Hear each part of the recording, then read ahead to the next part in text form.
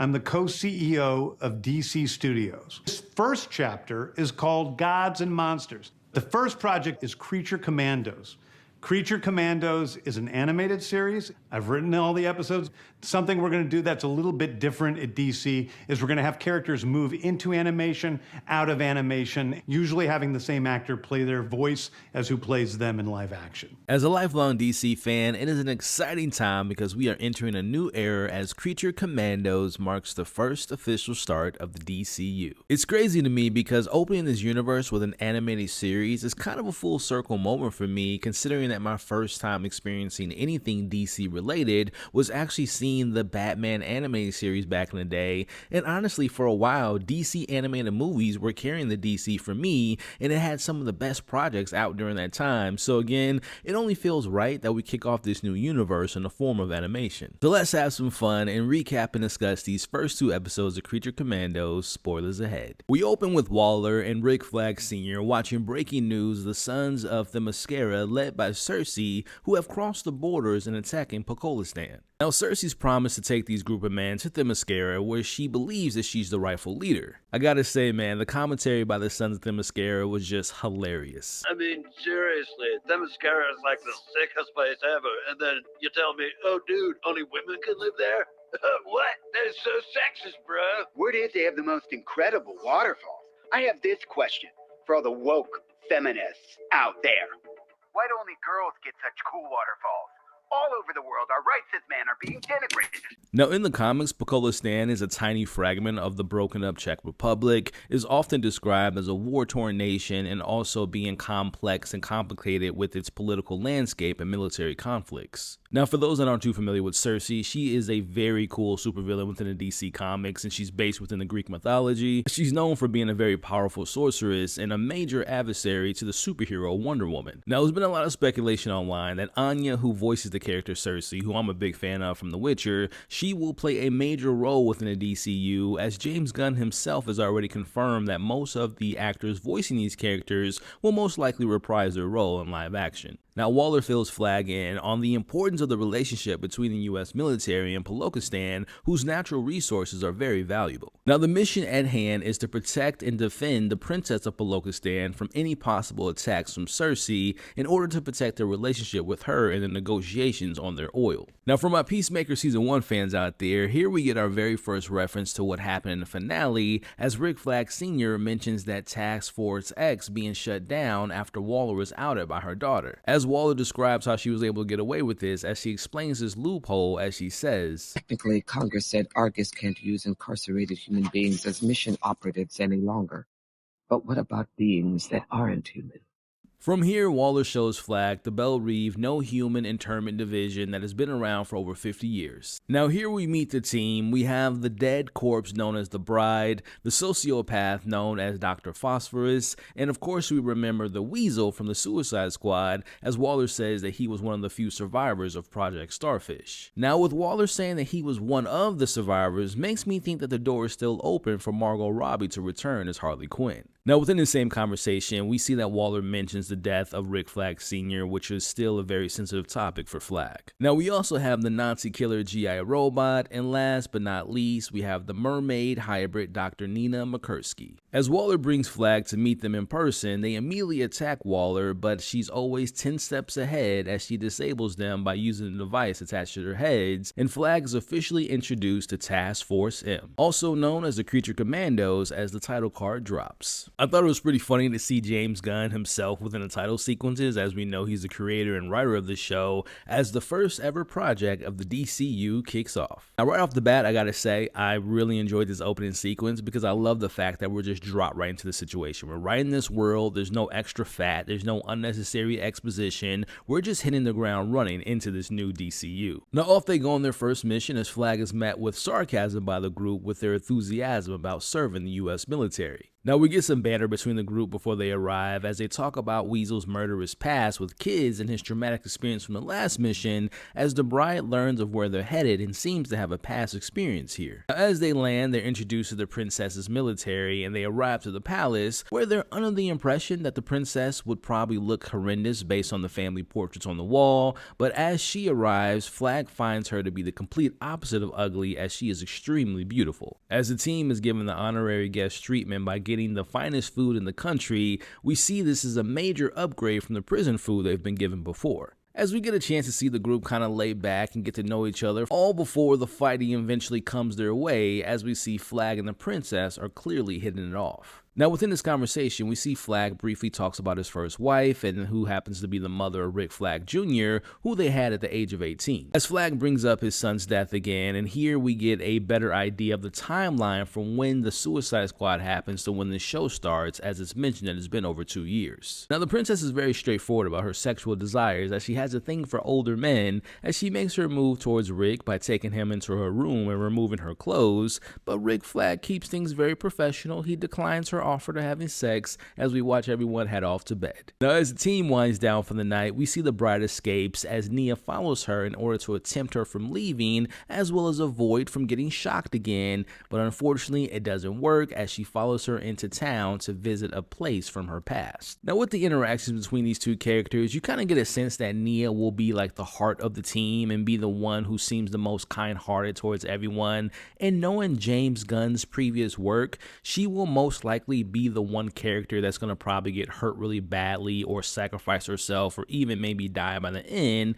in order to protect the team, which will most likely bring the group together in order to avenge her. Back at the palace, Dr. Phosphorus tries to steal Rick Flag's phone, but he awakes, leading to our very first fight of the show between the characters. I gotta say this fight was pretty visually pleasing, but we also get to see Flag can definitely handle his own against a metahuman one-on-one, as this fight leads them into the kitchen where Flag ultimately wins by getting the upper hand. Now, I personally believe that Rick Flag got the upper hand because obviously he's the more skilled person in combat. He has experience probably with other metahumans, and I also get a sense that the Doc is still kind of learning what he's capable of when it comes to his powers. Now, Flag ultimately doesn't electrify him with the device because he tells him, "Phosphorus, you idiot!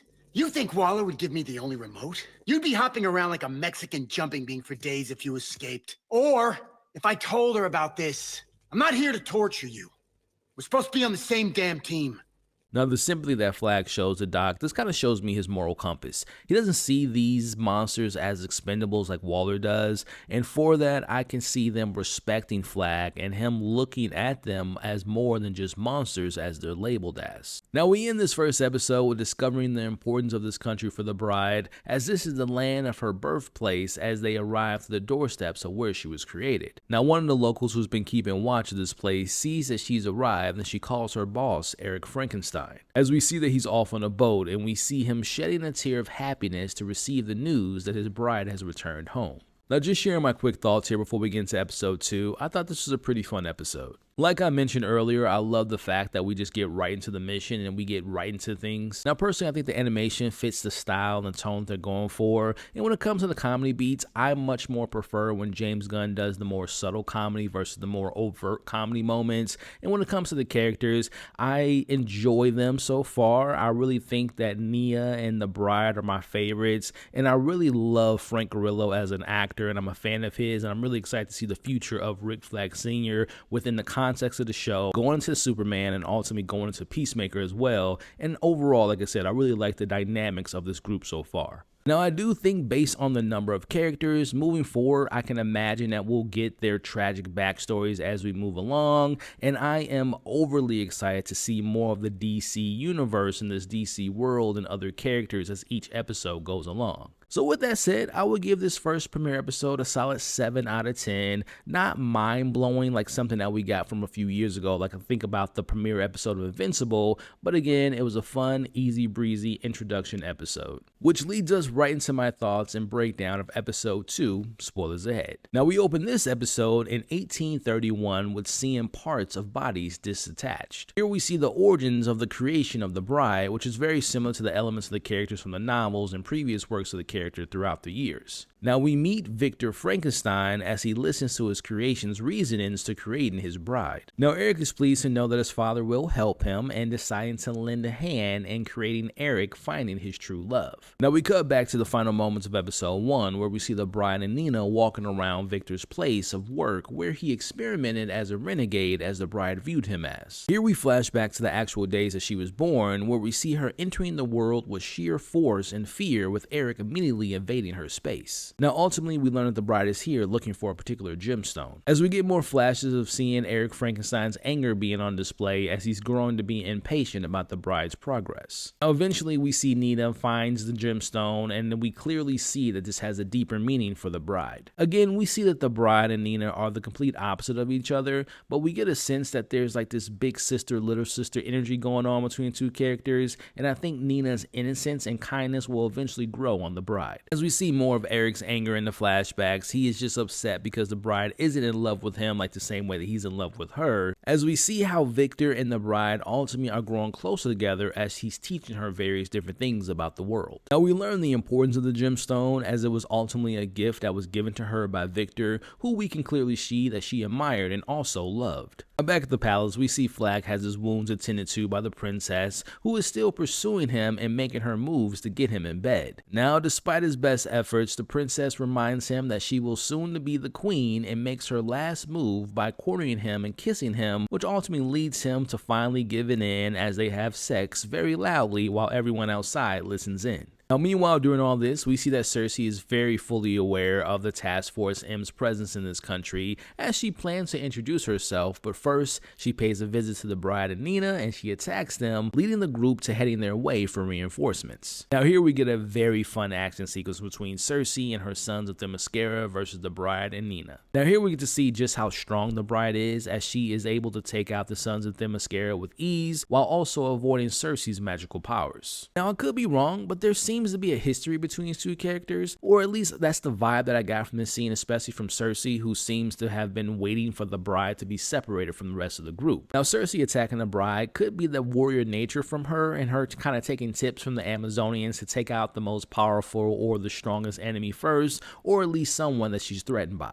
Again, I really enjoyed this action sequence, and I really enjoyed this moment here of seeing the bride throwing the car at Cersei and she splits it in half with her magical abilities, and just watching them go toe to toe, flying in the air, flying through the castle was just awesome to see. Again, we get to see the bride's strength as she gets some good licks in against this sorceress, but she ultimately gets distracted by remembering things from her past, including seeing her and Victor, who were romantically involved, as we get the shot of Eric seeing all this take place. Now, the bride is down for a second in this fight, but she manages to regain the upper hand and she's going for the final blows, but she ends up getting her hands turned into inflatable arms. Now, meanwhile, while Nina's trying to get in contact with Flag, we see that she gets shot in her glass head as we watch both of these characters laying in defeat. Now, this moment brings the bride to her lowest moment of her remembering what happened when she found Victor dead by the hands of Eric, whose jealousy got the best of him. As we get these flashes of time of her escaping Eric, and we get to see this feud between the two as he uses his brute force to approach the bride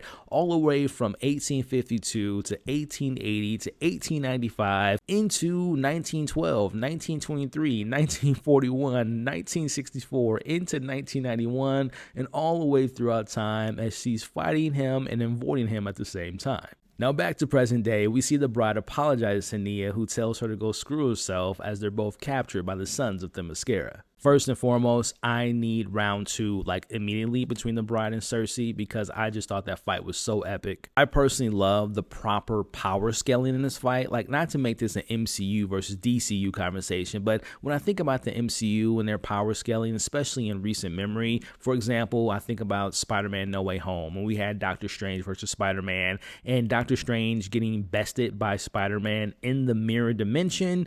But as I digress, this fight between the characters felt right in the sense of magic versus strength and endurance, and I'm really excited to see more of the fighting moving forward in this series. Now, my thoughts on this second episode, I thought that this one was a little bit more focused on giving us the bride tragic backstory of her and her creator's relationship, as well as adding in Eric into the mix and her fighting him throughout time, which is very interesting to me. Again, I thought the action fight scene between Cersei and the bride was very impressive and showcased how powerful the both characters are. Even though the bride was being rude to Nina, I like like how Nina just remained to be by her side, and she was kind of giving her moral support as they were going through the house of Victor Frankenstein or going through the experimental house. And by the end, we saw that the bride did feel bad for pulling her into the situation and seeing her injured, as we know that the rest of the team is headed their way. And I'm just really intrigued to see, again, this big sister, little sister relationship develop over the rest of this series. Now, I also got to mention, I like how Eric is now getting into the mix, Eric Frankenstein, and I'm assuming that he will be a part of the rescue team and part of the rescue mission to get Nina and the bride back. And just seeing more of the dynamic between the bride and Eric will be very interesting, as well as, again, seeing him being integrated with the rest of the team. Now, if I were to have a negative thing to say, is I really didn't enjoy the soundtrack of both episodes, which is crazy to say because I've seen all of James Gunn's projects,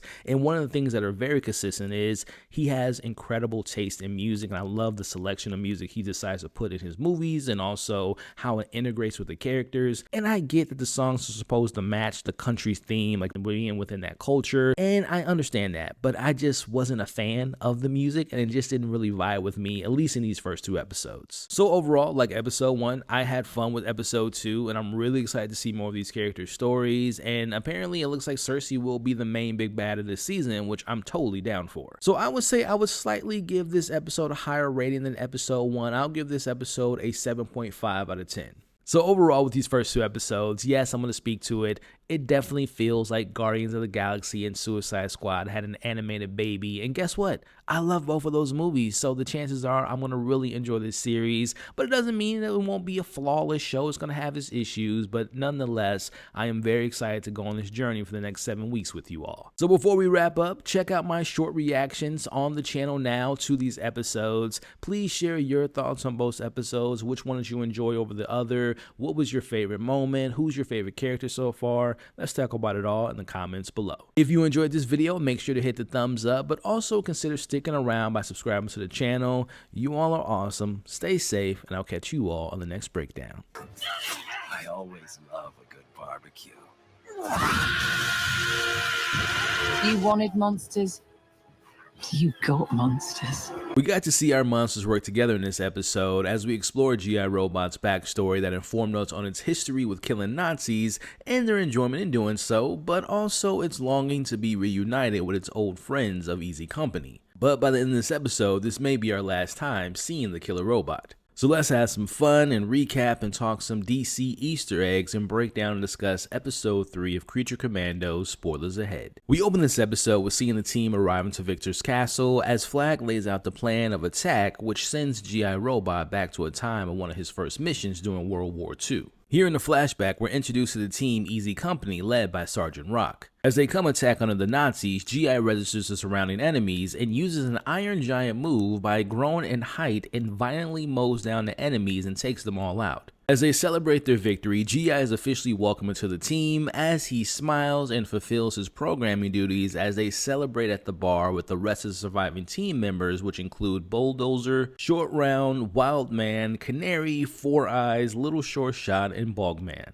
Now, for those like myself who aren't too familiar with Easy Company, this unit is basically a collection of skilled individuals who managed to participate in every major action in the European War in the DC Comics. Now, Sergeant Rock leads this team as he did in the comics, and it's been rumored and almost confirmed at this point that one of my favorite directors, Luca Guadagnino, will direct a Sergeant Rock live-action film starring Daniel Craig. Now, again, very similar to Easy Company, I'm not too familiar with Sergeant Rock and their origins and their overall story, but I do know he's worked in various groups from the Suicide Squad, Creature Commandos, and of course Easy Company, who first appeared in the comics in Our Army at War in April of 1959. Now, actor Maurice Sterling voiced Sergeant Rock in this episode and has a history of voicing other DC characters like Elliot Hush and Batman Hush. A co-CEO and creator of the show, James Gunn, has stated if possible that voice actors will return and portray their live-action versions and vice versa, and I do believe that he also said that in some cases that won't always be the case, and this could be an example of that with Sergeant Rock being played by Daniel Craig if that ends up coming to fruition with the live action film. Now, this could be one of those scenarios where they casted Sterling before talks with Luca Guadagnino and Daniel Craig possibly being attached even happen. So I am very curious to see if this brief introduction was only the beginning of what we might see in a Sergeant Rock live action film. Will we see the Easy Company in that film? Will it take place in the DCU, or will it be an Elseworld project? Let me know what you all think about the introduction of Sergeant Rock and the Easy Company and the live action film. Let's talk about it all in the comments below. Now back to present day, they find the bride tied up and she tells them that Cersei and the Sons of Themyscira have left as G.I. Robot rushes to check on Nina upstairs. He finds her alive in a tub of water that she needs because of her destroyed tank cannon last week's episode, as it's clear that this friendship has quickly grown between Nina and G.I., which makes what happens to G.I. later more interesting as G.I. helps carry her around in her tub. Now Flag realizes that this was all a part of Cersei's plan to distract them, leaving her with the opportunity to attack the defenseless princess back at the castle as they rush back. But like I said in my last breakdown, I'm a fan of the bride and Nina. Like, they're two of my favorite characters so far, at least 3 episodes in, and I'm pretty confident that this is more of a plot convenience more than anything, but I am curious to know, why did Cersei leave them alive in the first place? I know she mentioned in episode 2 that she was going to send the leaders a message, but she never did that to the bride last week's episode. So again, very curious on why Cersei didn't kill them. Again, I'm happy they're alive, but I would have think that she would have eliminated them just to make things easier for herself. Now we flash back to the 60s where G.I. has been 20 years removed from the war as he's being interviewed on television. Now it's clear that G.I. is not meant for public speaking appearances as G.I. scans the audiences for Nazis and makes the host uncomfortable by its comments. Now observing from afar is someone who's taken interest in studying G.I. and sees that G.I. has a bit of self-awareness, and this person is no other than Dr. Will Magnus. Now in the DC Comics, Magnus is the creator of the Metal Man and one of the world's leading authorities in robotic engineering. In the comics, he's been a part of groups such as the Science Squad, but also Doom Patrol, which is one of my favorite groups in the DC universe. Now, like Sergeant Rock and Easy Company, I am very curious to know if we're going to get more of Magnus and seeing the formation of the Metal Man moving forward within the universe, because rumor has it that Alec Tudyk, who voiced the character of Magnus in this episode, will reprise his role as the character in James Gunn's Superman. Now, Magnus has G.I. in his lab, and he's seeing what kind of programming he has in his systems, and he only realizes that he has one, which is killing Nazis, which leads Will to asking G.I. its true desires as he answers by saying, "Someday, I'd like to be reunited and see my boys." Your boys? The boys of Easy Company, sir. And kill Nazis with them. Now Magnus hopes that by studying G.I. that he'll be able to create the next wave of automatons, aka most likely referring to the Metal Men. Now back to present day, we see the Sons of Themyscira arrive and they're attacking the castle, and they briefly capture the princess before she manages to escape into her room. I gotta point this out before moving on. I'm a big James Gunn fan, but one of the things I'm not particularly a big fan of is how he depicts like secondary characters in the sense of like the groups, right? I think of the Ravengers from the Guardians of the Galaxies, or in this case, the Sons of Themyscira, or the princess's bodyguards. They're obviously being used as like cannon fodder, which is fine, but I do wish that some of these characters in these groups were taken more seriously and actually pose an actual threat to the situation, besides being used in like the butt of the joke. Now meanwhile outside, the Commandos arrive in style as Dr. Phosphorus makes a shish kebab out of a man's insides as the others take out the Sons of Themyscira and Nina gets a new head fish tank, and while the G.I. robot is watching this takes us back into another one of his flashbacks. Now in this flashback we see that G.I. is now an antique in a shop and puts him somewhere in the early 2000s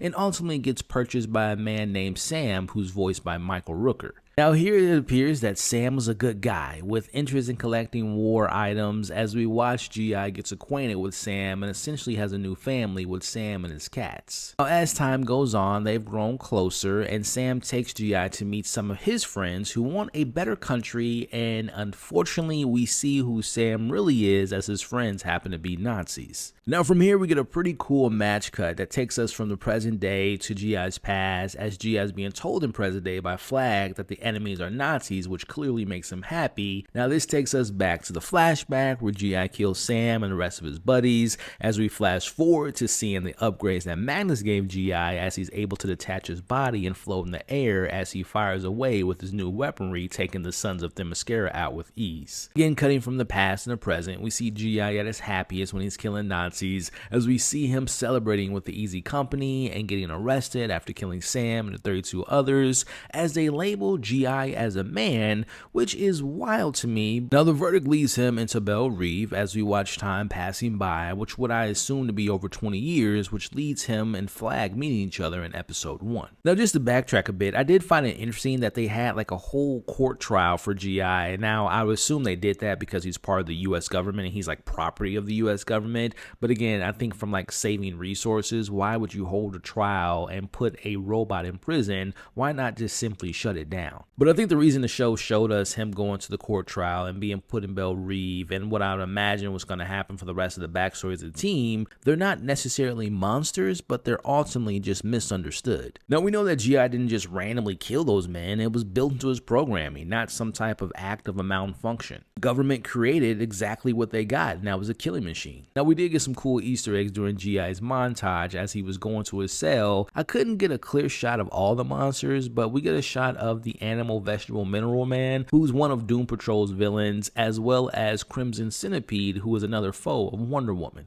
Now cut back to GI laughing in the sky, and we see him enjoying this moment of happiness, but unfortunately it's cut short because Cersei arrives and blows him up, destroying GI as she heads inside the castle. Now back inside the castle, we see the princess fending for her own as she shoots and kills 2 of the sons of the Mascara, but she ends up getting hit by one of Cersei's blasts. Now as the princess is begging for her life, and just as Cersei's about to kill her, in comes Weasel, who attacks Cersei like a wild animal that it is, as it bites at her neck and face and tosses her outside. Now here outside, we see the Weasel going berserk on Cersei, scratching and clawing at her back as Dr. Phosphorus barbecues her face, as Flag is watching in shock as the bride tells him, You wanted monsters, you got monsters. Nina finds GI's head outside and he's malfunctioning as he's saying his last words, which leads her to crying and losing her new friend as Cersei is beaten and battered and tells the Commandos,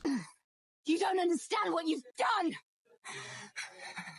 You've doomed the world! Even the devil doesn't want to see the world die. We should believe you. Why? I will show you the future, Amanda Waller. If you want to see for yourself, join me. as we get a glimpse into the very dark and bleak future of the DCU and learn that Cersei was only trying to prevent it from happening by killing the princess. But the question is, can she be trusted? And if so, what exactly happens to lead the princess to ending the world and killing its heroes in the process? Which, speaking of killing, we also get to see what really happened with Weasel and see if it's really the monster it's being labeled as. It is time to have some fun and recap and talk some DCU Easter eggs and break down and discuss episode 4 Creature Commandos, spoilers ahead. Now, after successfully saving the princess, we open this episode with a makeout session between the princess and Flag, as it's time for the Commandos to head back to take Cersei to the US. Now, it's clear that both characters are definitely into one another, but we can see that Flag doesn't want to get too close as he says his goodbyes. Now, we'll discuss this later, but I wonder if Flag leaving sets the princess on this dark path. Now, we'll be breaking down the nightmare sequence in a little bit, but I want to point out this particular line that was given by the princess. Now, you'll notice when Flag says to her that they have to take Cersei into custody, the princess suggests why not just shoot and kill Cersei. You not think it's best to just bone? No, we can't kill her. It's not the way we do things in America. The internet says otherwise. Is this the first time she's displayed a small but yet violent suggestion?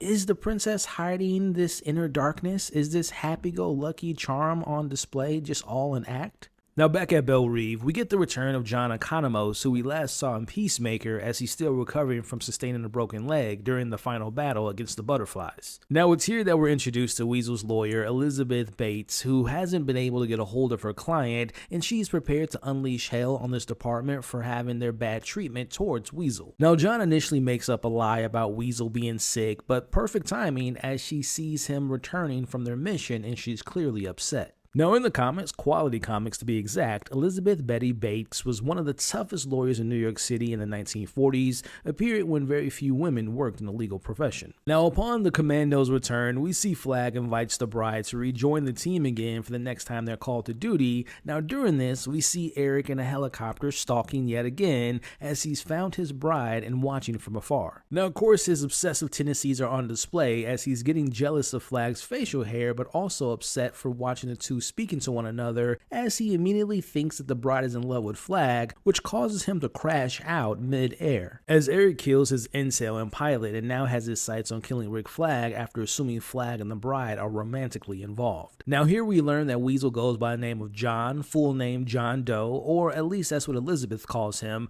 as Flag and her have a not so friendly first interaction. During this conversation, we get a glimpse into the tail end of the flashback of Weasel's backstory, involving it being accused of killing 27 children, no, correction, 8 children and not 27. Now focusing on Weasel's flashback for a bit here that was told at the end of this episode when they're on the plane and Weasel is asleep and having a nightmare, we look back to the incident as we see him interacting with some kids at a school who notice him in the bushes. Now the kids decide to kindly feed him without hesitation or fear and quickly become friends. Now during their interactions, we see them playing fetch with the Weasel, but a stranger sees this and calls for help while he gets his gun. Now meanwhile, the kids go back in school and mess around as they end up in the basement where they find some matches and accidentally start a fire. Now this stranger, with now a gun in hand, sees the Weasel and only sees danger and not the friendliness going on and begins to take fire at the Weasel. Now this unfortunately causes a massive explosion in the basement, injuring and killing some of the kids as Weasel tries to save some of them who survived. Now Weasel tries to save the one kid that it really bonded with in the flashback sequences,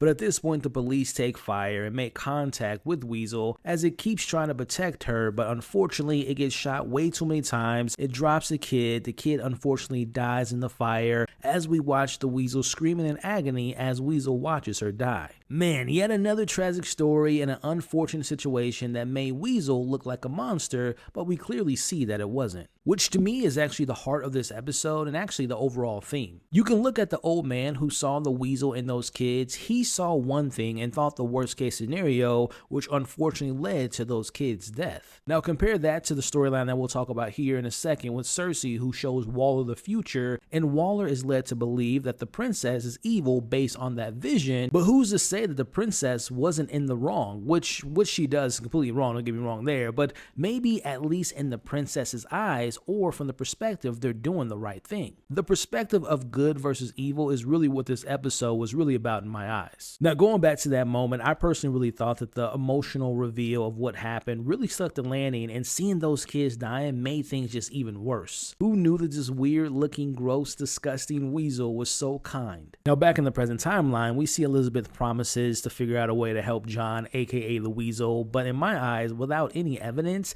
it'll be damn near impossible unless a metahuman can find some proof otherwise. Now we cut to the interrogation room where Cersei is being introduced to Waller, who calls her out for her very revealing outfit. Now here we get our answer to why was Cersei not able to beat Weasel in last week's episode. Well, according to the DCU, and James Gunn even confirmed this online, Cersei can only access her powers with the use of her hands. So he said last week Weasel was so quick that she wasn't able to use her hands, and in this scene they kind of confirmed that by saying that if she doesn't use her hands as they're bound in this moment, she can't get access to her magic. Now Cersei claims that she was only trying to do the right thing by killing the princess in order to save the world. Now of course she's not known for being a hero, but as Cersei says, even though she has evil and villainous ways, she doesn't want to see the world end. Now even though she doesn't have access to her magical abilities, she still can see into the future and offers to show Waller the future by getting into her head. Now Waller, being the tough person that she is, she agrees to let her in her head, as here we get a look into the potential future of the DCU. Now first thing we notice is we see the princess, who has a new scar across her face, which makes you wonder where she got that, as she's covered in armor as she's leading her army as we watch bombs falling from the sky into a city. As we watch people screaming in horror, we see the princess next to Gorilla Grodd, who, if you guys do not know, is a very popular Flash villain, as we watch Gorilla Grodd give the orders to killing the sea of people as they get slaughtered running in the streets. Now if you guys look closely, this city is actually Metropolis, as you'll notice the Daily Planet sign behind them in the background. Now next thing we get to see in this vision is the White House getting invaded and destroyed as the princess sits at the desk of the Oval Office. We see the blood on her face and we see dead bodies laying around her. Now here's where we get our money shot of the episode and so many Easter eggs, because we see the dead bodies of the many important members within the Justice League and just many important members within the DC Comics, and those characters include Superman, Batman, Wonder Woman, Supergirl, Hulk Girl, Booster Gold, Damian Wayne, we even have Peacemaker here as the princess laughs in joy. Now we cut back to seeing Cersei, who's crying at this point after showing Waller, who by the way is shocked by what she just saw, as Jon and Flag don't believe the vision is real, but Waller feels it's legit as she makes a call. Now to backtrack a bit, that was a cool Easter egg, and it kind of confirms some characters that we can look forward to seeing in the DCU. Seeing those heroes, but also seeing a villain like Gorilla Grodd just makes things seem so promising for the future, even though this vision was very dark. Now I wonder if this is a situation where the future was set because of the events from the present. Will Waller's orders to killing the princess break her trust in humanity and be the situation that sets her on this road of pain and suffering for the entire world? Like, I wonder if something happens to like the queen, which we know is the princess's mother, will she get killed on this mission and that sets her off? Or like I mentioned earlier, was she always evil from the beginning? So I'll bring it to you all in the comments below. Speaking to those events that we saw in the future, what do you think led the princess down this extremely dark path? And more importantly, how the hell did she defeat the members of the Justice League? Like, what is this weapon that she's seen within those scenes? And like, also, how does she get access to nuclear weapons? We also saw her with Gorilla Grodd, which makes me think that she have the help of other supervillains to take out the heroes of the world and to take over the world. And I go back to the question, with Flag leaving her, did that cause her to go down this path of destroying the world? Now, the person that Waller calls goes by the name of Isla McPherson, who confirms the accuracy of Cersei's clairvoyance by telling a story that happened 10 years back where she tried to warn the women of Themyscira about a coming disaster, but they end up not listening to her, and that disaster came true from her visions, which kind of leads to the idea that her visions are led to be true. In the comics, Isla is actually a history teacher at Gotham Academy, which makes her a part of the Batman universe. Now, Waller sets Flag on a new mission to go back to the princess's country and to kill the princess to prevent this catastrophic threat. Now, Flag is completely against the orders due to the lack of proof from Cersei's abilities, but also having experience being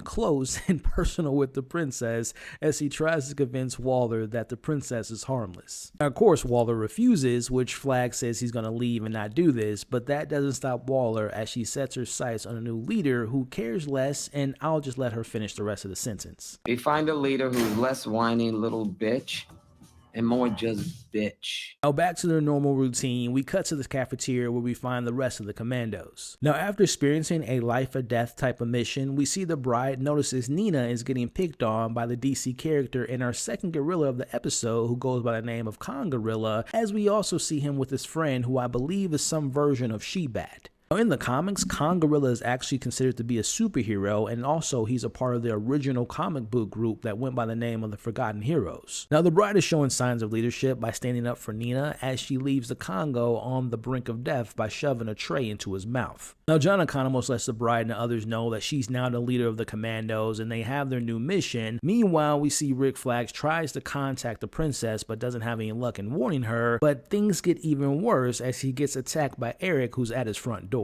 Now I have to mention this, I want to backtrack a little bit. It's kind of weird to see John Economos working and taking orders again from Waller so quickly after what happened in the finale of Peacemaker, but I guess this is something that we can explore further in season 2 of Peacemaker that's coming out next year. Now yet again, we see Flag shows he's capable of going toe-to-toe with not only a metahuman, but now even against Frankenstein, as we see this brief fight between two characters, but ultimately we see the tempers calming down as Flag gets the upper hand. Now we watch as them clear the air of the confusion going on, with Flag thinking that Eric was attacking him over the princess and not being romantically involved with the bride, as they talk over some tea. Now Flag shares his story about the princess. Meanwhile, we see Eric showing his more softer side, but also sharing some movie knowledge as he compares the situation of Flag and the princess to Leo and Kate from Titanic, but then he talks about his experience with the bride and compares it to when Harry met Sally. Now Flag and Eric agree to help one another in pursuing and protecting their loves, as Eric now has a new best friend. Now we end this episode with the crew on the plane as the bride gives the intel on their new mission, which of course is a need-to-know basis, as they make their way to killing the princess or setting the way for the end of the world if they fail to do so, as Flag and Eric try to stop them. Stand down, bride. What a shame. I liked that guy. As the Commandos head into their new mission with their new leader with their orders to kill the princess, we see Eric and Flag on a solo mission against one of the great Batman villains who was recently announced to have a solo movie coming to the DCU in Clayface. Time to have some fun and recap and talk about the DC universe and break down and discuss episode 5 of Creature Commandos, spoilers ahead. We open this week's episode with Professor McPherson, who you'll immediately notice has a different change in her personality. Last week, she was way more serious and professional, but here in her class, you see that she's loose and carefree and flirtatious with one of her female students, who she asks about giving 3 of her favorite things about Themyscira. Bored by the student's response, we see McPherson brings up the most important thing about the mythical island of women, as it's, Because what about the lesbians? What? Oh my god. Now outside, Flag and Eric notice the odd behavior of the professor. Now Flag's plan is to prove that the professor is wrong about Cersei's nightmare vision, and once they do, Eric will be able to stop the Commandos from killing the princess, and Eric will be made out to be the hero in front of his bride. Now first plan of action is to head over to the professor's house, where Eric calls dibs on the underwear drawer. Now during this conversation with Flag, the word hero is brought up, so this brings us to a flashback to the day that Eric thought of himself as a hero by killing Victor, as we see him and the bride fight, but this time around we get it from Eric's perspective, where he ended up badly wounded from the fire burns. As they arrive to the house, where Eric notices a woman walking a cat and feels like it's a bad omen, as of course he's an expert on these matters as he recalls the time where he met a gypsy lady. As we flash back to seeing what happened to Eric after being burned in the fire and falling in a river and being discovered by a gypsy lady by the name of Bogdana and her dog. Now this older lady isn't to be mistaken by the old lady we met in episode 1 who called Eric about the bride's return, because 1, she's not blind, and also 2, she's very much alive, unlike Bogdana at the end of this episode. As we watch, she brought him back to her home to help him heal with the use of her Gypsy shit. The gypsy shit. Now it's here that we watch Eric make his recovery, as we watch them bonding and connecting while he's doing so. Now as time has passed, we see Bogdana confesses her happiness regardless of his bluntness and appears to have essentially fallen in love with Eric, as Eric thanks her for allowing him to stay with her, as she calls her home his home.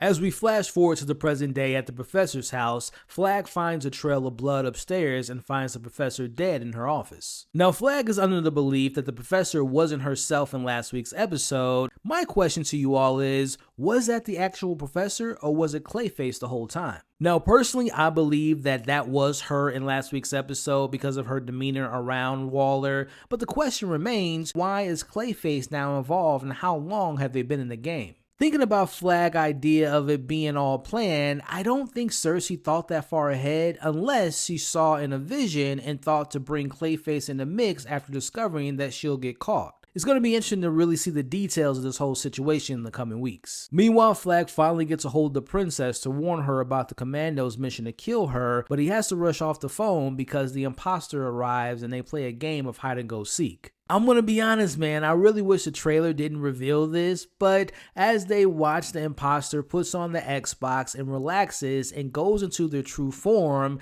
as is revealed to be one of Batman's most interesting villains in my opinion, in Clayface, as Flag and Eric make an escape plan. Now in the comics, there are over 8 different versions of the character Clayface, who first appeared back in June of 1940 as Carlo in issue 40 of the Detective Comics. Now each version of the character possesses the ability to shapeshift, with some of them having some additional powers. Now besides making appearances throughout the comics, the character has been seen across video games and television, but has never made his way into movies until the recently announced solo film written by one of my favorite directors in Mike Flanagan. As this film will be set in the DCU and slated for September of 2026, it is said to be described as a horror tragedy with the character not being painted as a villain. Now the rumored budget is to be around $40 million, and Mike Flanagan has been working on this project for years and also alluded to being a big fan of the character growing up and loved seeing his appearance in the Batman animated series. Now, as of right now, there's no casting or director attached to the project, but this is something I'm personally very interested in based on my fandom of Mike Flanagan's work and knowing how great he is with horror and how he writes his characters. But also, I've heard that this will be the DC version of The Fly, which I'm a huge fan of, and I love body horror,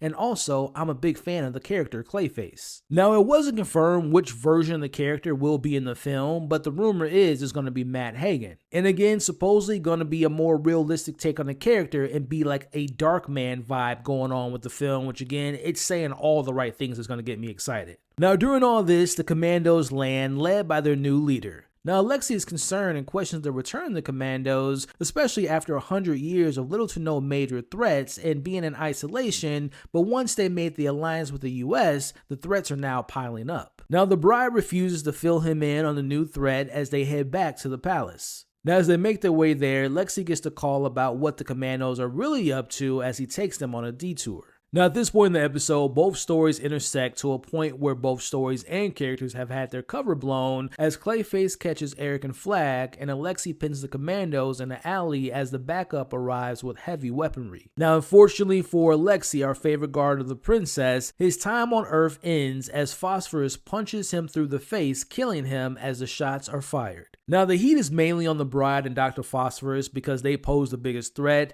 as each of them takes on the soldiers, and this is one of my favorite parts of this episode, is highlighted by Dr. Phosphorus phasing through a tank with the men inside as he has both of his middle fingers up, going through their heads in the process. As the bride takes a set of blasters off one of the dead bodies and eliminates those shooting at her. Now, as more reinforcements arrives, we watch the Commandos get separated. Man, I'll tell you what, this was yet another great violent action sequence from the show that I absolutely loved. Meanwhile, we get Flag and Eric versus Clayface as the fight doesn't go as well like the others did for Flag, as Clayface absorbs Eric and absolutely destroys Flag by beating in his face and pulling a Bane by essentially breaking his back like Bane did to Batman. Now, Eric manages to break free of Clayface and breaks into the electricity in the wall and electrocutes him as he explodes. Now, I personally don't watch Harley Quinn, but I know Clayface is in that show and I heard he's great, but this was just fantastic to see Clayface in action, and I'm really excited to see hopefully more of the character moving forward. Which, speaking of getting more in Clayface, one of their abilities is regeneration, and mostly large bodies of water is like the main source of killing it, and electricity is really only known for being like one of its weaknesses, but not responsible for killing it. So chances are we'll be seeing the character again. But my question is this the official version of the character that we'll be seeing in the solo outing in 2026? Again, James Gunn confirmed that that film will be in the DCU canon, and we know that this show is canon within the DCU confines, so it's safe to assume that we'll get the origins of this version of the character prior to becoming what we saw in this episode, or maybe the film would take on a whole nother version of the character. Let me know what you all thought of Clayface's appearance overall in the episode, and let me know if you're excited for their film in 2026. Now, back to the actual scene, we see Eric holding Flag in his hands as he's essentially dying. Spoiler alert, we know he survives because his inclusion in both Superman and Peacemaker Season 2, and we know those projects takes place after the events of this show. Now, all while Flag is coughing up blood, we see Eric just wants to know if the bride said anything about him during their time together as we watch Flag passes out. Now, it's safe to assume that Eric's going to find a way to bring Flag back on his feet. He may have kept the magical healing ointment that Bogdana gave him to help Flag heal. As we end this episode with seeing Eric breaking Bogdana's heart and leaving her in tears as he's now ready to leave. As she tries to convince him that the bride doesn't love him and will never love him, but of course he's in denial and believes he's going to win her over. As he says his goodbyes and she cries about being alone again, as we watch him say he'll never leave her alone as he crushes her head and kills her to stop her from experiencing a broken heart. And knowing Eric, he most likely thinks that he's doing the right thing and killing her, yet another person in his life who's treated him with kindness, and he brutally kills them. As he leaves with her dog, and knowing that we haven't seen the dog in the present storyline, it's unfortunately safe to assume that Eric's probably done something terrible to the dog as well. Now back at the palace, as I predicted last week, with the failure to kill the princess, she now sees the US government and the creature commandos as a threat as she orders her guards to kill them all, setting her on the path that we saw her on in that nightmare vision. Well, I guess this is it. Let's go kill a princess. Everybody say hey! With only one episode left, we finally get the backstory on how Dr. Phosphorus once was a major villain in the streets of Gotham before getting stopped by the Dark Knight himself. Meanwhile, we see the other commandos trying to survive the night as Flag tries to survive his near-death encounter with Clayface. Time to recap and talk some DC and break down and discuss episode 6 of Creature Commandos, spoilers ahead. Now we open this penultimate episode with a flashback, and immediately you can tell that we're in Gotham by the look and the tone within seconds as we see Dr. Phosphorus jumping out of a moving van, but he's immediately caught by the goons of the Batman villain Rupert Thorne, as we'll discuss more of this flashback in a moment. We cut back to the present day where we see the commandos are still on the run from the princess's knights. Now briefly before we move on, I have to shout out the team behind the scenes on this opening sequence of this episode, from the camera angle to the look of the city to of course the musical cue, making you feel like you're watching an episode of the Batman animated series. I love the homage that they paid within this opening sequence. Now back at the palace, we see the princess still has orders in place to have the commandos either found, stopped, or killed. We find Nina and the bride have found each other and find themselves hiding in the brothel. Here they take refuge under the bride, forcing the head mistress to allow them to hide out from the knights. Meanwhile, we see Rick Flag Sr. has been dropped off at the hospital, but he isn't looking too good. He has his broken back, he has internal damage, and he's in a coma. As we see Waller and John are demanding answers to what or to who did this to him. As they quickly piece together and realize that Flag and Eric must have worked together, and Eric is planning to stop the mission to kill the princess as they set their sights on stopping him. Speaking of Eric, we see he's taking over a plane and forces the pilot to take him back to Pokelistan. Now let's take a moment and focus on the backstory from the doctor as we see him hiding out in a random family's house where he comes across a little girl, but he also comes across some photos of that family that remind him of his life before his accident. Now we get the flashbacks of seeing him with his kid, but we also see him get into a disagreement with his wife, who's trying to stop him from working with the bad guys in order to fund his work that he's given the opportunity to stopping cancer with the nuclear fusion treatment. Now here's where things get really dark, as it appears that those concerns from his wife led him to complicating his partnership with the not-so-good guys, who we learn is Rupert Thorne, and unfortunately the doctor's decision led to him finding his wife and child murdered. As Thorne sets his plans in motion to framing him as the killer, as we see him getting rid of the loose ends by getting rid of the doctor by his own work. We find out that Rupert Thorne is upset with the doctor because he wasn't sticking to their agreement by falsifying his results, and he did this after learning that they were giving his results to an overseas fascist regime. Now this decision isn't good for Thorne's overseas relationship and business overall, and for this, we see him throw the doc in the fusion machine, and the story will go, he killed his family and he took his own life after. As we watched them cut the machine on, and to me this felt kind of similar to the birth of Dr. Manhattan from The Watchmen, as we see his body transform and his skin burns off from the radiation, creating a monster. Now cutting to what's going on with Weasel in this episode, we see him in the woods and he comes across a pack of wolves and makes friends. Now back with the bride and Nina, the bride and the woman who runs the establishment get into a disagreement over what and how the bride handles using her body to kill, but this conversation is ended by the arrival of the Crack brothers. As one of the brothers start trouble with one of the women, we find out that they're metahumans. As the bride stops one of them from continuing to hurt the woman, and this leads to a fight in which we see the bride killing one of the brothers by shooting them in the head, and then taking the other one heart out of their chest and crushing it. Now back with the Weasel, we see him waking up to a dream in which he remembers a little girl who died in a fire, and he sees the resemblance between that little girl and the princess, and it seems that this is the motivation for the Weasel to stop what's coming to the princess as he leaves behind his new pack of wolf friends. Now, to my understanding, that scene did not confirm that the little girl and the princess are the same person, because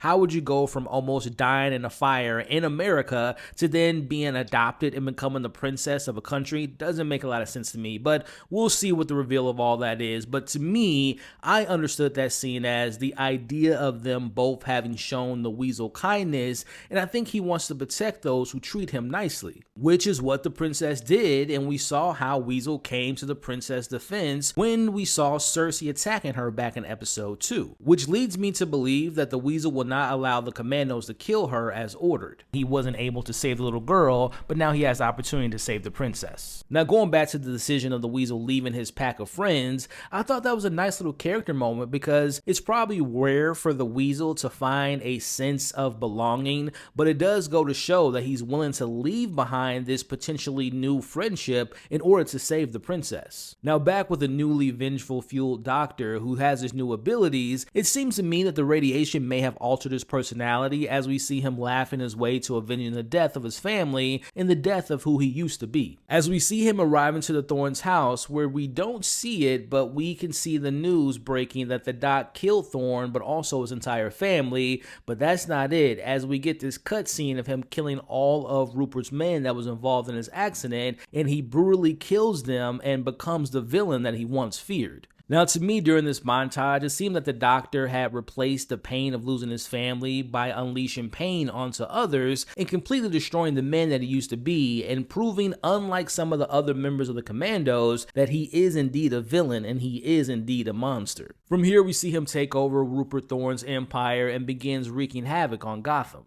Now, we get this nice little Easter egg of the Doctor and his crew going inside the Ice Lounge, which I'm assuming is just the Iceberg Lounge from the Batman universe, which is normally a hangout spot for Batman villains, including the Penguin. As we watch the Doc and his crew on the dance floor, as it's cut between us seeing all the crimes he's committed over a period of time. As he thinks he's on top of the criminal world of Gotham, we see the lights cut off and he looks up and he sees the Batman. Now let's talk about my favorite moment of this episode, being a Batman fan that I am. Now, obviously we don't know who's going to be playing the Batman in the DCU. He had no speaking lines, there was no one credited for playing the character, but looking back at those glorious 2 seconds of screen time, it would appear to me that he was rocking a classic gray and blue outfit, which is slightly different from the one we saw him wearing in the Future Nightmare sequence. Now, selfishly, I wish we could have got a sequence of seeing the Batman taking down Dr. Phosphorus, but maybe we'll see that in a flashback sequence in maybe live action form. But again, after seeing Clayface in last week's episode and now knowing that Batman was the one that caught Dr. Phosphorus, this just gives me more proof that the DCU's Batman will definitely be the most fantastical Batman we've seen in live action. Now also, I'm curious to hear you all's thoughts in the comments below. With the recent delay of the Batman Part 2, there's been rumors spreading around that Robert Pattinson may be in line to be the DCU Batman. Now me personally, I prefer to have 2 separate Batmans, one in Matt Reeves' universe being an Elseworld, and of course one being the DCU with James Gunn, but I can understand maybe some of the concern of having 2 different Batman running at once. Let me know if you all would like to see Robert Pattinson's Batman be the DCU Batman and scrapping the idea of the Brave and the Bold and combining the Matt Reeves Batman with the DCU, or like me, do you prefer them to be separate? Let me know your thoughts about that in the comments below. Now, we end this episode with Waller by Flag's bedside as he recovers, and she's awaiting answers to find out who put him in the hospital and how it connects to the larger picture. Now, to me, this level of concern by Waller may be the most human thing that we've seen her do from her entire experience in the DCU, and to me, it shows the level of respect that they have for one another. As we see Eric arriving home to stop the Commandos, but also to see his bride, we see the princess has her army of knights fully prepared for the coming attack from the Commandos, who, by the way, are all together at the end of this episode again, and they have their sights on the palace to prepare to kill the princess, leading into the finale. But I want you to know, I'm not going to kill you because you're going to cause World War III.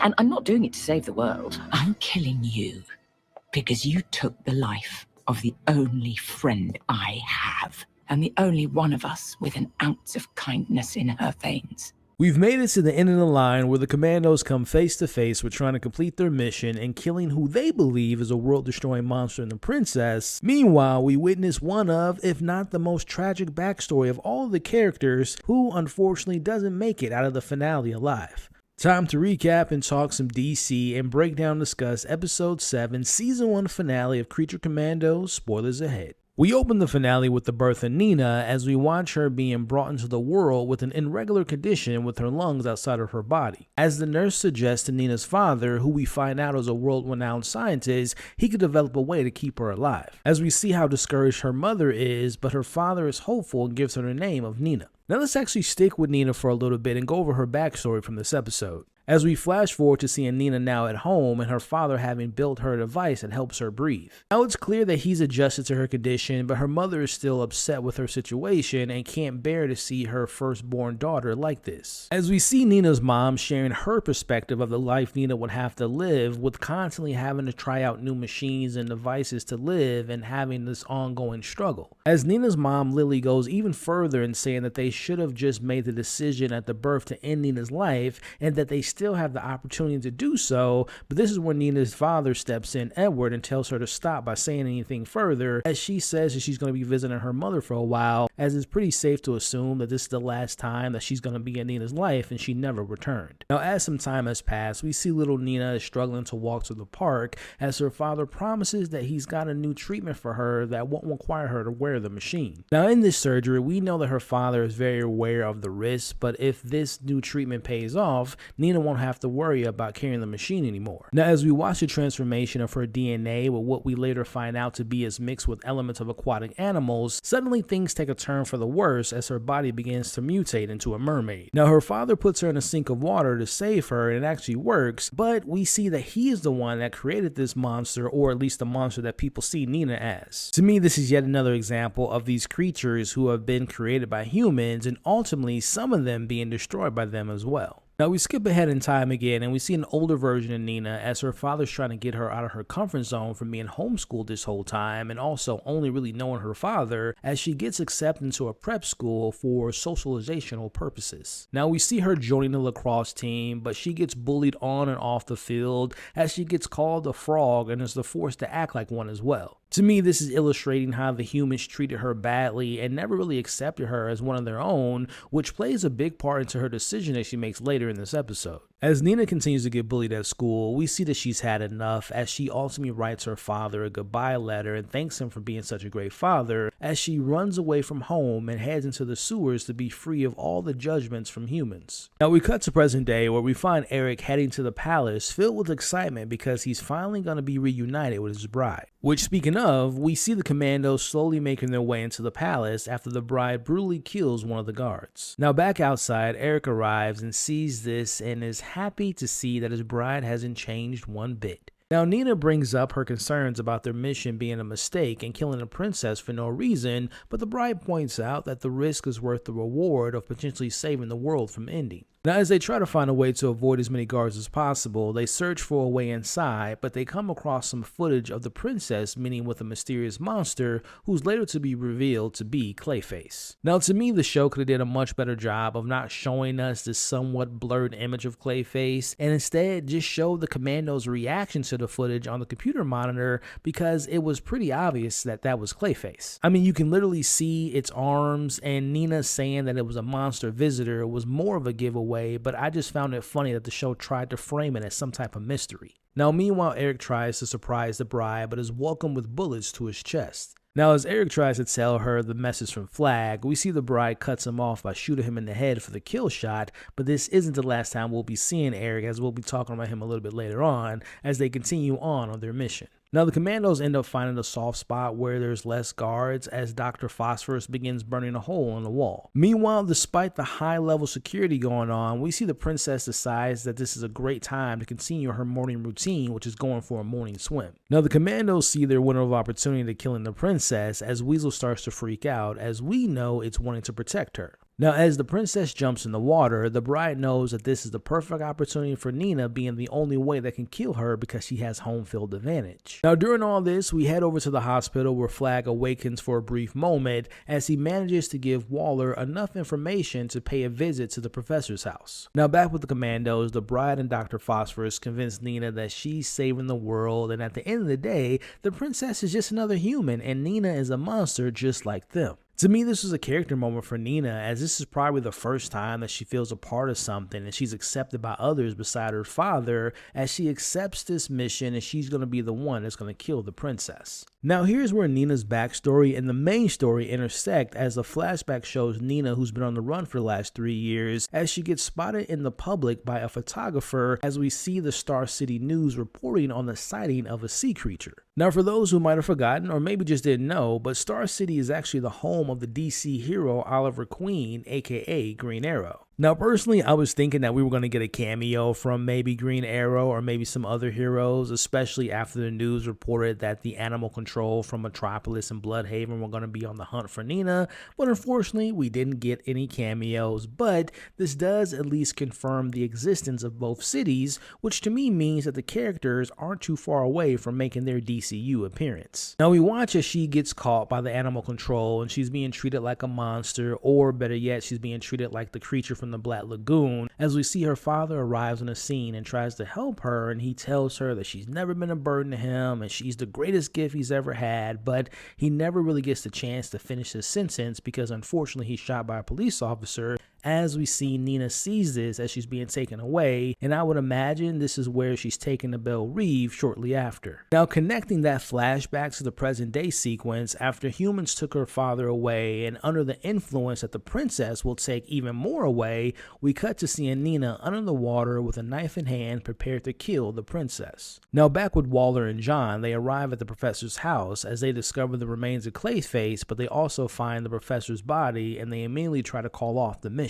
Now, back with Nina, as she gets closer to the princess, the knights get the call from Waller. Now, outside, we see the weasel makes his moves and jumps in the water to warn the princess, which actually works because we see the princess sees Nina under the water and stops her as Weasel bites Dr. Phosphorus. Now, under the water, we find Nina and the princess fighting over the knife, but the princess ultimately gets the upper hand and she gets the knife and stabs Nina in the stomach several times, and you'll notice the look in the princess's eyes. It's similar to the one we saw her have in the future vision where she took over the world. It's like she has this bloodthirst. Now, I don't know if the glow of blue in the princess's eyes have a deeper meaning or if it's just like a visual effect to really show her more colder side, but either way, watching Nina die to me was the saddest moment, not just of this finale, but of the entire show. As we see Nina's body float up, the bride sees her dead body as the princess resurfaces with Nina's blood on her face. The reason I felt this was the saddest moment or death of the show was because Nina was truly the one character who actually cared. She never wanted to harm or hurt anyone, and even after seeing her get abandoned by her mother and getting bullied at school, she never wanted to seek out vengeance or had any hate towards humans, and the one time she thought acting on violence, she ends up getting killed, and I felt like the bride felt responsible for getting her killed as she sees her lifeless body in the water. Now, as the bride looks in shock and now they're surrounded by the knights, Waller speaks to the bride over the phone and tells her that she made a mistake, but obviously it's too late because the damage was already done. Now, we cut back inside the palace where Weasel is being called a hero at the highest regards and will be rewarded for saving the princess. Meanwhile, the bride has some words to share with the princess as she goes looking for her in the palace. Now, the princess tells the bride that she understands that she was tricked by Cersei and she forgives her for trying to kill her and thinking that she was trying to save the world. Now, during this, we see the bride looks over the princess's collection of books and finds different stories about fate versus free will and other stories about revenge and social classes. We even get this meta moment of the bride picking up a book from Mary Shelley, who we know is the creator of both Frankenstein and The Bride, as she tells the princess that she believes Cersei was telling the truth and that she saw the princess with Clayface, and she goes over the princess's plan.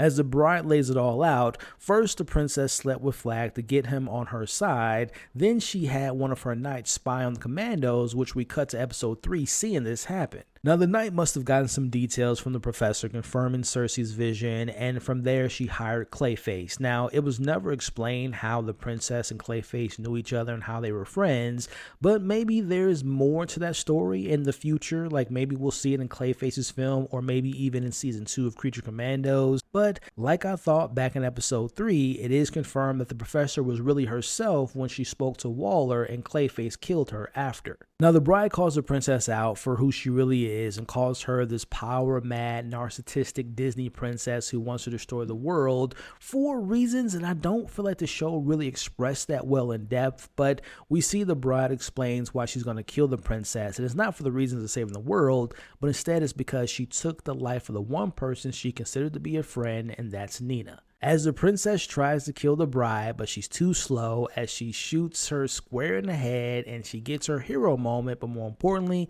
she gets her revenge. Now again, I'm assuming those books the princess had really spoke to her character motivations, but also remembering what she said to Flag back in episode 1 about how her country stuck in their old ways, and if we tried to break out of those ways, it was considered to be corruption, and her wanting to bring her country into the 21st century. But I just feel like the show really didn't truly go over those details too much, and it really didn't go into depth of explaining and understanding what led her to wanting to actually take over the world, unless, again, maybe she's not dead. Maybe somehow she's going to return and be more menacing, and we see this more menacing side of the princess in season 2. Let me know in the comments below, do you all feel like the show did enough to make you believe that the princess would eventually become this big bad villain that's going to take out not only the world, but also taking out the Justice League members? Do you feel like the show did enough in working out that story? Let me know your thoughts in the comments below. Now, I'll be honest, I did not like the last 5 minutes of how this show kind of ended. It felt not only confusing, but it also felt extremely rushed. Now, again, remember, the queen of this country, who's almost dead, but she is still alive, she just lost her daughter, who was just killed by the bride, a monster sent by the US government. We watched the Commandos basically walk out of the palace without no one stopping them, especially the knights not hearing the gunshots upstairs, as we see these 2 random people that we've never seen before, as one of them gets slammed to the ground by the bride. As we see the bride crying, again, we know she's crying because she just lost her close friend, and we watch them just walk away. Again, no one heard the gunshots, no one checked on the princess, their country isn't upset by what just happened, like the war is not going to be started after this. Now back in the US, we cut to Belle Reve, where we see John poking fun of Rick Flag, who was head over heel the princess, and he's talking to the bride while he's doing that. I'm assuming some time has passed, and I'm also assuming that the bride explained everything to Waller, and all is forgiven, and killing the princess was the right decision. Again, the knights didn't care their princess has died, the queen didn't care, the country didn't care. I guess,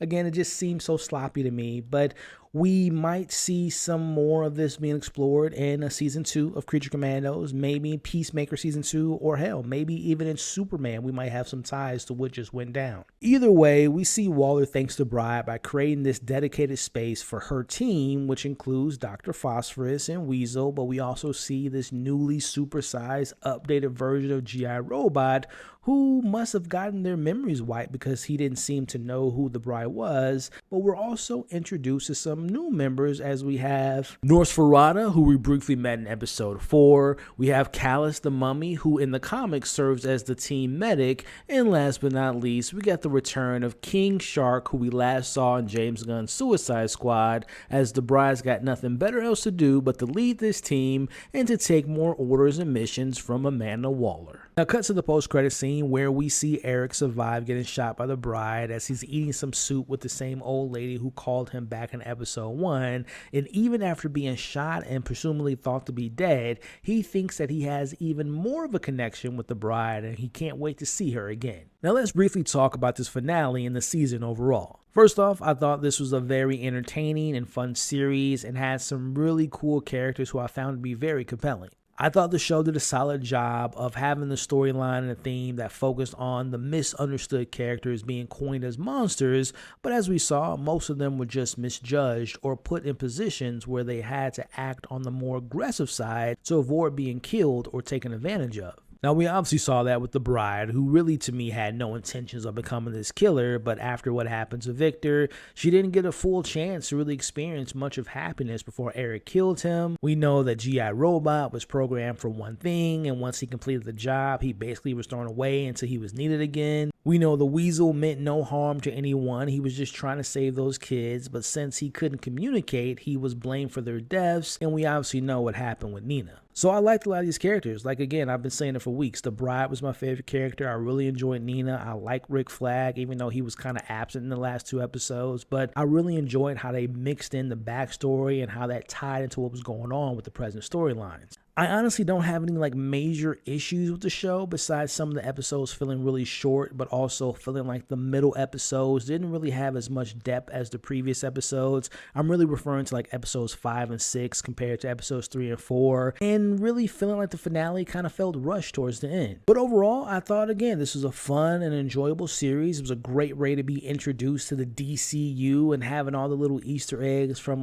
Sergeant Rock and the Metal Men and Clayface, and of course being being a lifelong Batman fan, it was great seeing their silhouette. Now, looking ahead, as far as when do we expect to see these characters again? Now, obviously, we know that Superman is the next thing on the slate, and honestly, I don't see the events from this show having much to any impact on the film, besides, of course, seeing Rick Flag Sr. again, and most likely probably seeing Waller, and maybe, just maybe, we might see Cersei again. A lot of people have speculated they believe that the fight that's going on in the background, this shot here that was seen in the Superman trailer, might be Cersei going against the Green Lantern, so we might see if Cersei's in the film. But again, I wouldn't lose sleep if we don't see any Creature Commandos making an appearance in Superman. But I would not be surprised if we see some of the characters making their live action debut in Peacemaker Season 2. Hell, I would go even as far as to say that I would be shocked if we don't see a character or two making an appearance in that show. To me, Peacemaker just fits the same tone and kind of carries a lot of the same storylines. Like, for example, we know that Peacemaker Season 1 carried into the first episode of Creature Commandos. So it only feels right that we see some of the events carrying over to Season 2 of Peacemaker. And whatever happens at the end of that season, I wouldn't be surprised if it sets up the beginning of Season 2 of Creature Commandos. So before I wrap up, as always, check out my short reactions to some of the highlights of this episode. But more importantly, let me know what you all thought of this finale. Did you feel like it was satisfying? Did you like the conclusion? Did you get emotional seeing Nina's backstory and obviously her death? What did you all think about the season overall? Did you all have a favorite character, a favorite episode? And let me know, when do you all think that we'll see these characters again before we see Season 2? Thank you all for watching my breakdown, and if you watched all 7 of my breakdowns for the last month and a half, I really appreciate the support. Next on the horizon, I'll plan on covering shows like Severance Season 2, Invincible Season 3, also The White Lotus Season 3, so if you enjoyed this video, definitely hit the like button, but also if you're interested in those shows I just mentioned, definitely consider sticking around by subscribing to the channel today. Don't forget, you all are awesome, stay safe, and I'll catch you all on the next video.